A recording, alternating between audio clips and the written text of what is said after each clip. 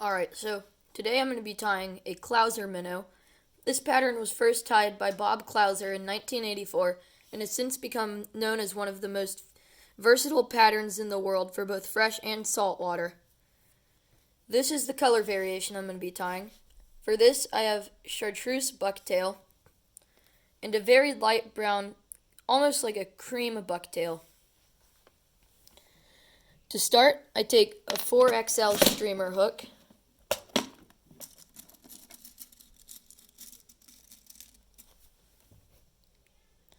Place it in the vise, and then proceed to take white thread.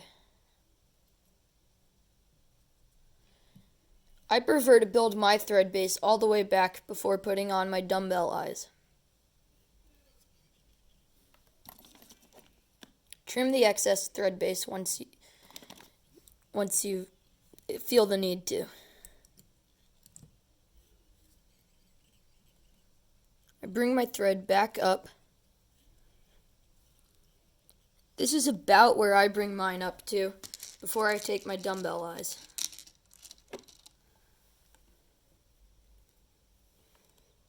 To tie these in, I take just a few wraps to secure it to the hook.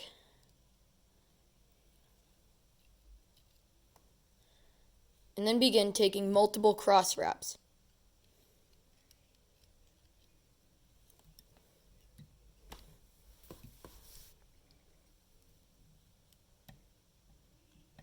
Continue your cross wraps until you feel they will not easily slide out of their location.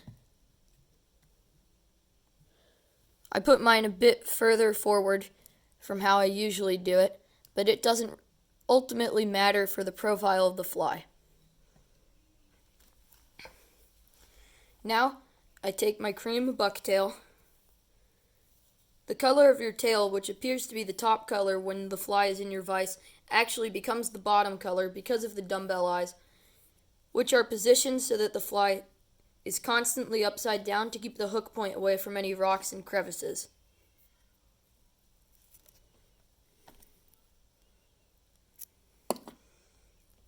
I measure my bucktail up to the hook and tie it in behind the eye.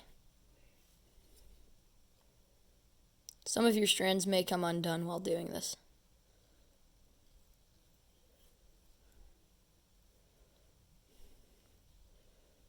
From here, I pull it back over the eyes and take multiple wraps to secure it to behind the dumbbell eyes.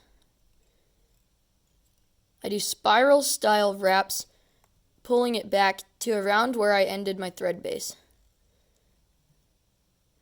Now I reverse it to give it a little bit of a pattern. This doesn't matter to the fish, but it makes your fly much more presentable to other anglers. Next, I take my chartreuse bucktail and measure it up to the half-completed minnow. Generally, I use more of my bottom color than my tail color. It gives it a more natural look, as if your fish has a small strip of color along its stomach. I use my rotary vise for this part and just rotate it and take a few loose thread wraps to grab it and then multiple tight thread wraps to secure it.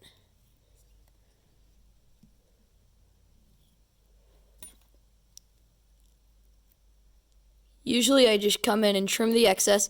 However, if you put more space between your eyes and the hook in the hook eye, this will not be an issue for you.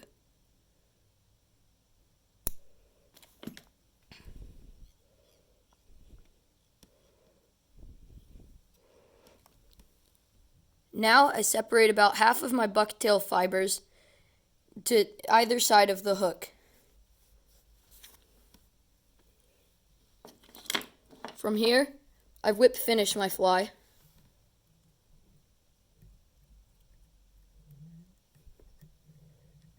And again for good measure.